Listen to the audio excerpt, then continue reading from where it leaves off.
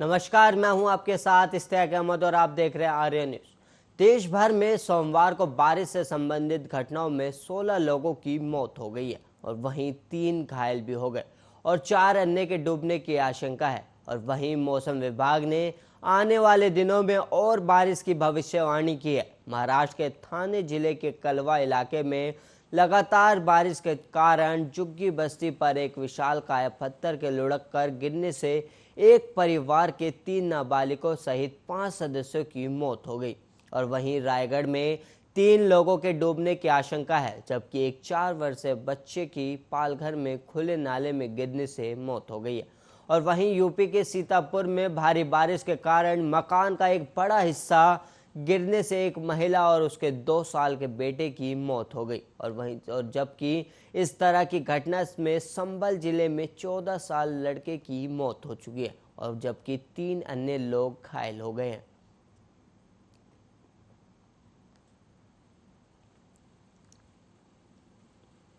देश का दक्षिण राज्य केरल इस वक्त कोरोना वायरस महामारी से सबसे ज्यादा जूझ रहा है और यहां अब हर दिन नए मामलों की संख्या 10,000 से ज़्यादा दर्ज कर रही है।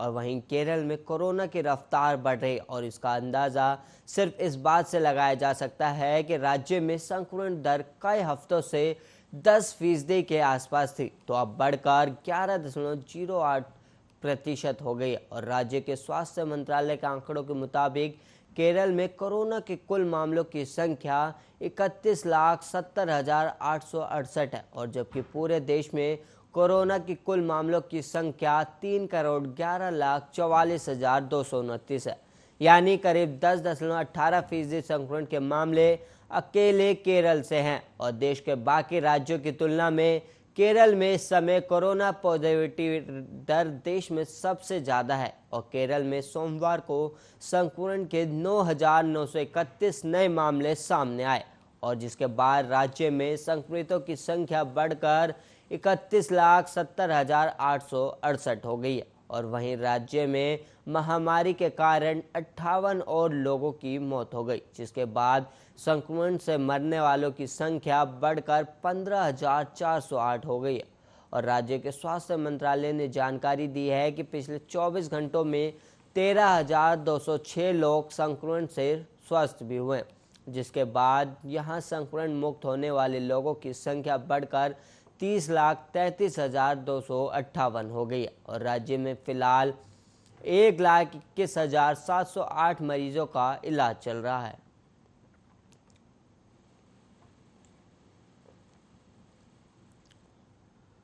देश में जानलेवा कोरोना वायरस की दूसरी लहर का कहर अभी भी बरकरार है और कोरोना महामारी को देखते हुए उत्तर प्रदेश, उत्तराखंड और दिल्ली ने कांवड़ यात्रा पर रोक लगा दी है।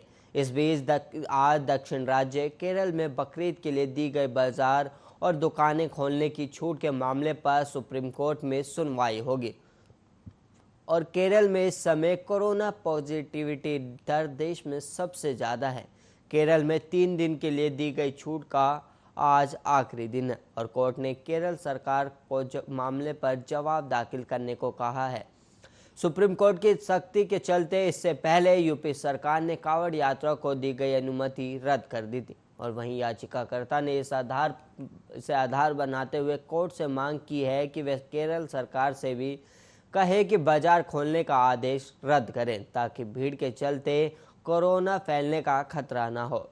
और वहीं केरल में कोरोना वायरस संक्रमण के 9,931 नए मामले सामने आए हैं, जिसके बाद राज्य में संक्रमितों की संख्या बढ़कर 31,70,868 हो गई और वहीं राज्य में महामारी के कारण 58 और लोगों की मौत हो गई, जिसके बाद संक्रमण से मरने वालों की संख्या बढ़कर 15,408 हो गई है। राज्य के स्वास्थ्य मंत्रालय ने कहा है कि राज्य में संक्रमण दर कई हफ्तों से 10% के आसपास थी, जो अब बढ़कर 11.8% हो गई है। पिछले 24 घंटों में 13,206 लोग संक्रमण से स्वस्थ भी हुए, जिसके बाद यहां संक्रमण मुक्त होने वाले लोगों की संख्या बढ़कर 30,33,258 हो गई। राज्य में फिलहाल 1,21,708 मरीजों का इलाज चल रहा है।